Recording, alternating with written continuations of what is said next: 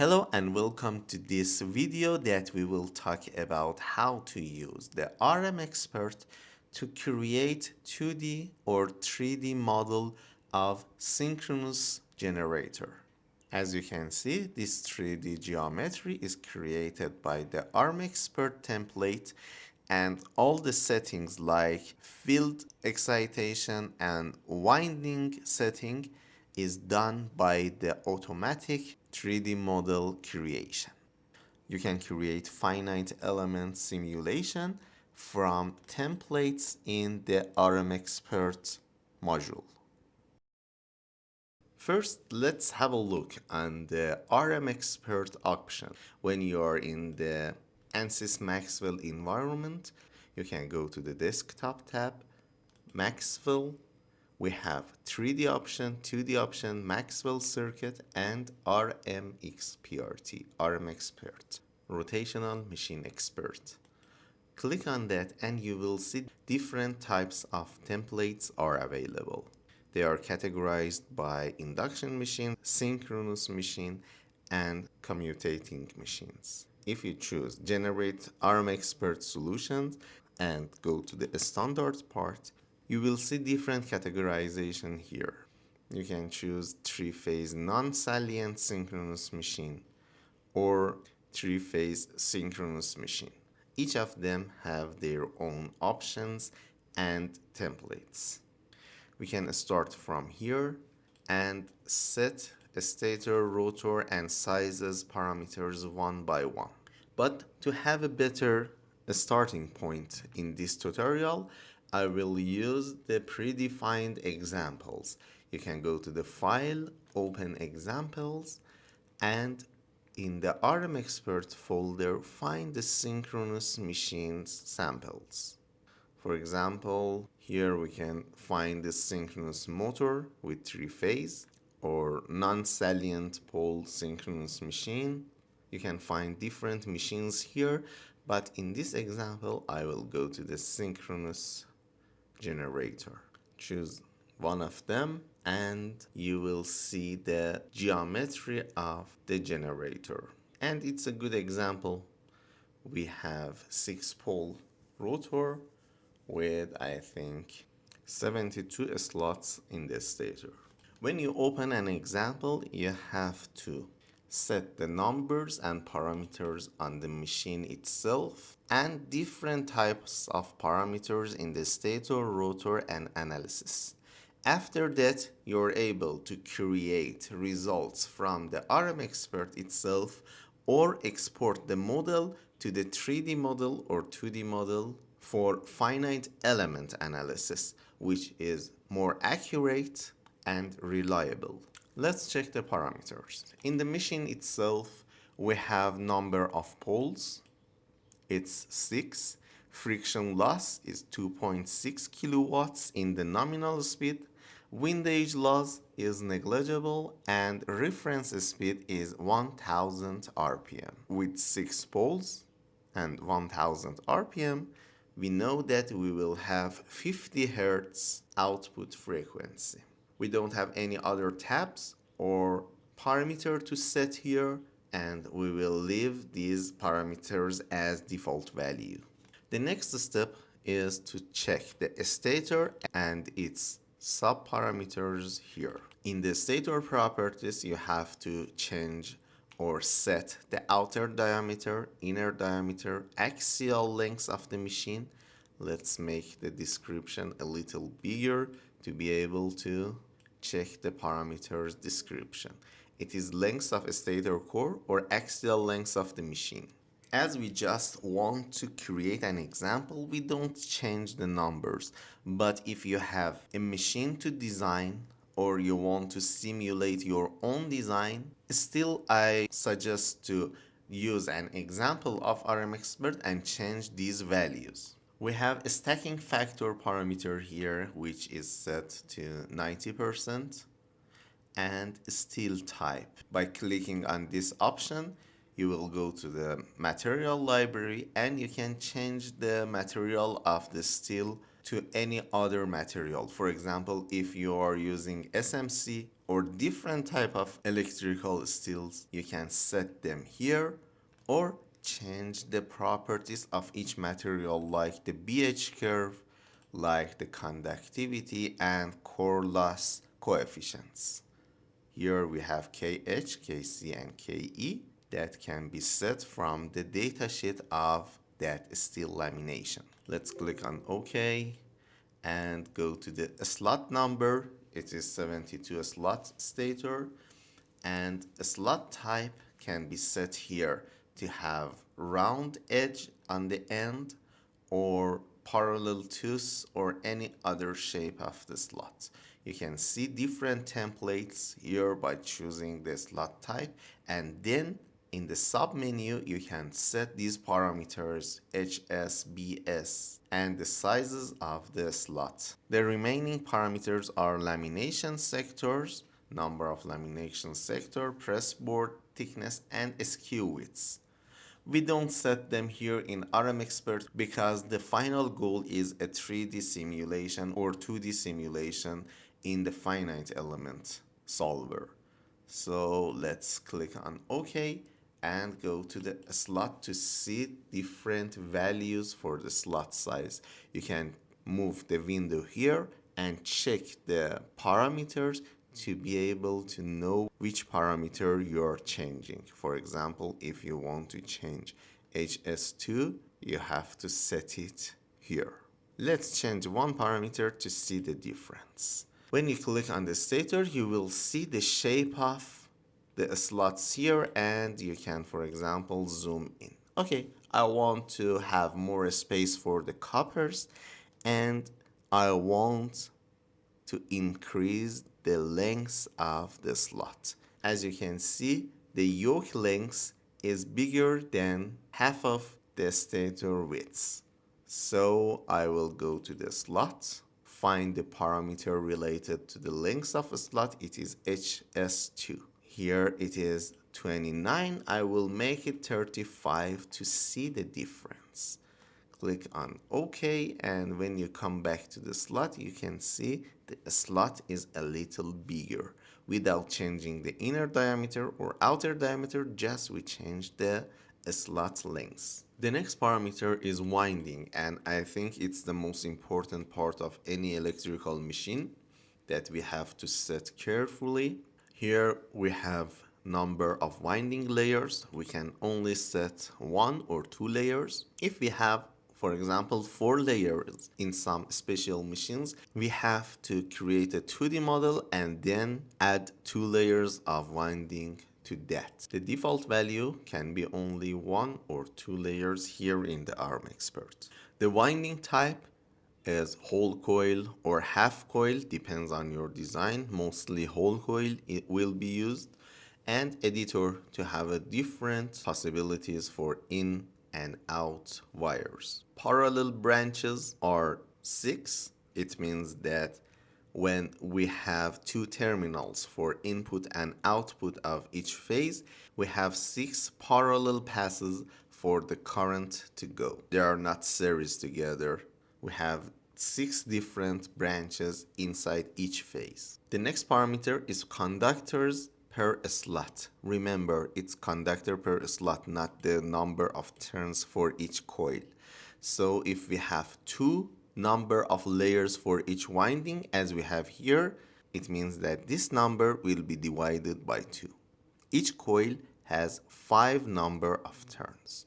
Coil pitch will define the number of slots between the ingoing conductor and outgoing conductor. Let's zoom on the stator to have a better view.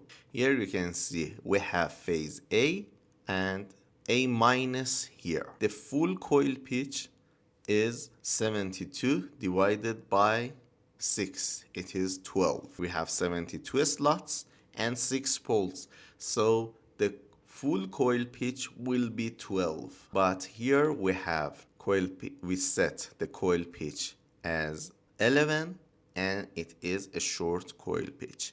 If we make it 10, let's have a look on the winding, you can see we have two slots that has phase A and phase C in the same slot, and two slots with the same phase in it. And again, two slots with two phase winding.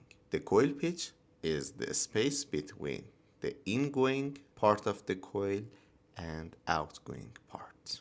Number of strands does not really affect the results because we can have a bigger wire size or a smaller wire size that has 9 number of strands. 9 wires are parallel together to create one bigger wire.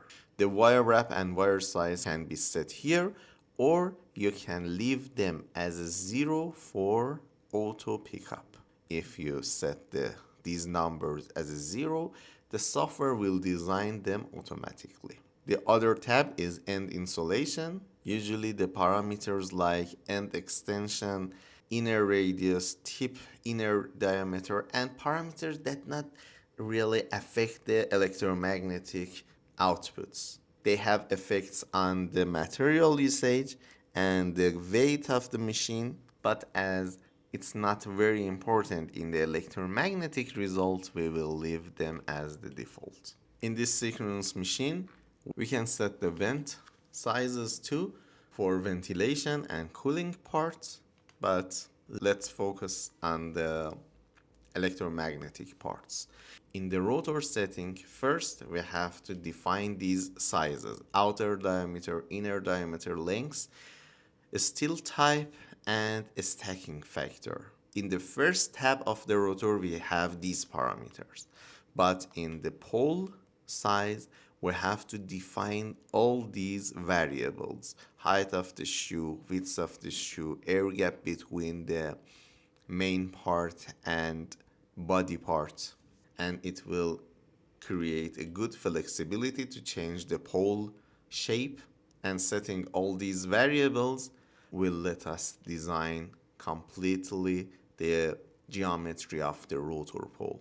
Change these values due to your own design, and the insulation of the pole insulation, shoe insulation, and winding clearance can be defined here. Winding clearance is the space between the pole body and the starting point of the coil that will be created here.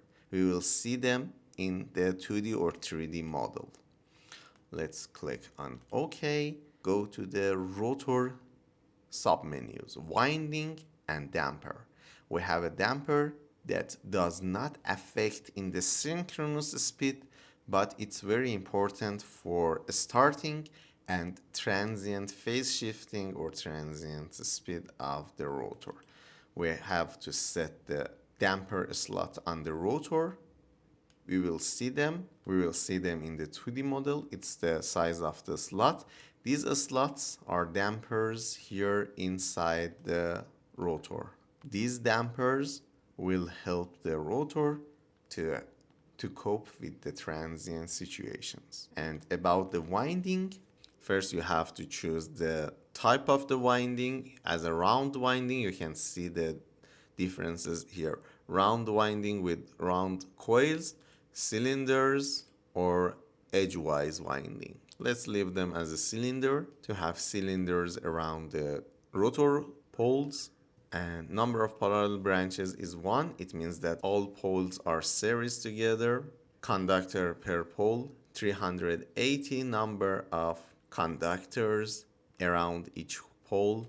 The wire wrap, wire size, and axial clearance can be set here. You can find the description to know which parameter that you are changing. And you can set the limited cross section and limited heights here. If you don't know each of these parameters, you can set them as a 0 to be automatically calculated by the ANSYS Maxwell. Click on OK. We set the rotor, stator, the shaft. I think it's only possible to have magnetic shaft or non-magnetic shaft. And the next step is the analysis setup, which we have to select the motor or generator operation type. We will select the generator and the load that is connected to this generator. Is it infinite bus or independent generator that is only connected to the local load? When you select the infinite bus, it will connect it to the three-phase ideal sources, but in the independent generator, you will see local load like resistors. The rated power is 538 kilovolt ampere, and the rated voltage is 400 as a nominal voltage of low voltage lines. The rated speed is 1000 RPM due to 6 poles, and operating temperature is 115 Celsius. In the next tab, you will see the rated power factor and the connection of the windings that can be selected as a delta or Y connection, and exciter efficiency. Because we have losses on the rotor windings, we have to select the exciter efficiency and input excitation current as 35 amperes.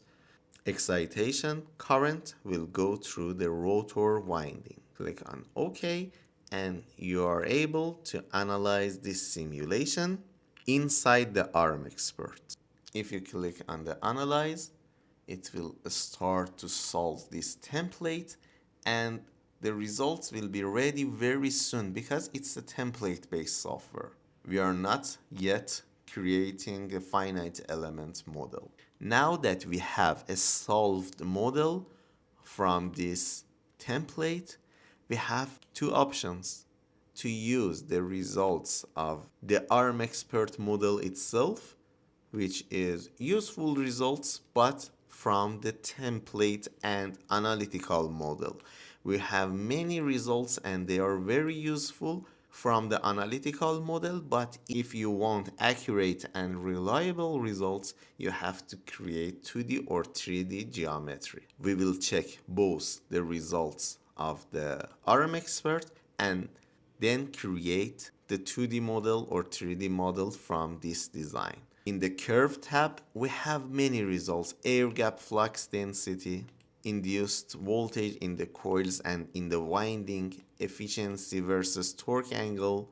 You can see at the maximum and minimum torque angle, the efficiency is very low, but the efficiency is almost 95% in a very good range.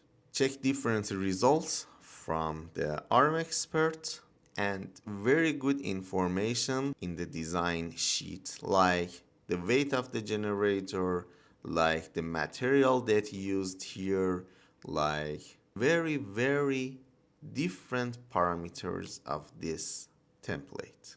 And in the performance, you will see a very short list of useful parameters, like in the material consumption, you can see it has almost 8 tons of armature wire density. You will see, for example, we have 94 kilogram of armature copper weight, or field copper weight is 167 kilogram.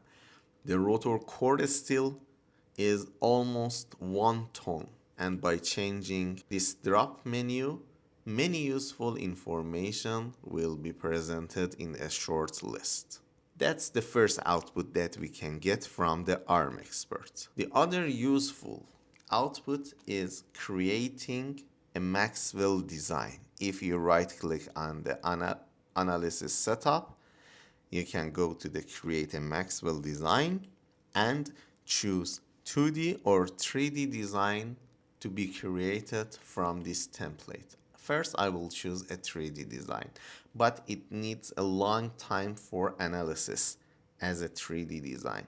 We will solve the 2D model. Let's have a look at the creation of the model in the 3D. It's very interesting that you can see the model will be created automatically with the RMxprt, and you will see the workflow part by part. First, It's creating the geometry of the project, and then it will start to assign excitation, coils, materials to the project from the information of the RMxprt template. You can see different parts will be created with different materials that we set, and after creating the geometry, it will set even output results in the result menu. It will automatically use the periodic boundary condition for faster analysis. Let's hide all the layers, and here you can see a very good 3D model of that synchronous machine. Even after creation 2D or 3D model, you don't need to go back to the RMxprt to change the values of the simulation. For example, if you want to change the number of turns in the excitation coil, you have option to change them here in the field coil and change the number of turns here. If you want to change any parameter inside the geometry, you can again come here, find that parameter. For example, in the stator size, find the stator part, go to the create user defined part, and you have access to all parameters that you set inside RMxprt. The slot size, the outer and inner diameter, axial lengths, and all parameters that you set before. Besides creating a 3D model that is very useful in some simulation, these machines that has the uniform axial shape can be simulated in the 2D model too. I will right click on the setup of the RMxprt. Let's go to the RMxprt again and try to create a 2D model from this simulation. Come here to create a Maxwell design 2D model. Again, it will start to design, create the geometry, set the excitation, set the boundary condition, and give you a ready to analyze model. Here it is a 2D model that created by the RMxprt and used the periodic boundary condition. The only difference between the 2D model and 3D model excitation is this end connection exists here. In the 3D model, as you remember, we had these dampers in the rotor. By directly creating them, let's just show the damper, hide all other objects. It's the damper that is like the squirrel cage of the induction motor. But here in the 2D model, as we can't model the end connection between bars on the top side and bottom side, we have excitation option here, end connection, that will connect all these bars together by setting the resistance and induction of the end ring. In the 2D model, when you choose this option, it will connect all these parts together by a bar on the top of them. You can easily check the parameters like excitation setting, like the coils numbers, and mesh size and analysis setup too. I hope you enjoyed this video. If it was useful for you, please don't forget to hit the like button and write your comment on the comment section. I have a Udemy course that discuss about many other templates and machines like induction machine, BLDC machine, axial flux, and synchronous reluctance machine, and how to simulate them inside the RMxprt and create a 2D or 3D model from them. I will post the Udemy link with discount for YouTube followers in the first comment of the video. Thank you all and have a good time.